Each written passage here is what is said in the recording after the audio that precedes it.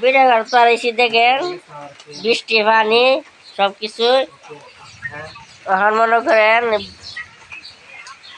এতগুলো ভিডিও করলাম একটাও তো ভাইরাল হইলো না। আবার ভাইরাল ওই মানুষকে ভাইরাল করে ডাহে। এটা কারণ হইলো কারণটা হইতে জানেন মানুষ আমোদ পায় মানে শুটিং মুটিং তো ঠিক মতন হয় না। ওবে হচ্ছে জীবনে করছি না জানিও না এভাবে করতাছি এভাবে চলতাছি এলাকাতে ভিডিও তো নামছি ঠিক আছে আল্লাহর মতো একদিনের তো ভাইরাল হইয়া মানুষরা হাসি তামসারে করে। এটা আমরা তো এক কানটা ভাল লাগে আর কানটা খারাপ লাগে বুঝছেন।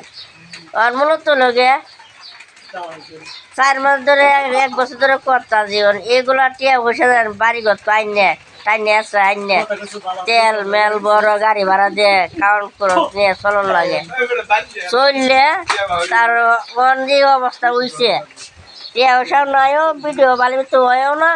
আমরা মনে হয় ভিডিওতে জগতে কোনো সময় ভাইরাল হইতে পারতাম না বুঝছেন। ওর কি ধরনের টিয়া পয়সা নাই ভিডিও করতাম না মানুষ হাসি তামসা করবো।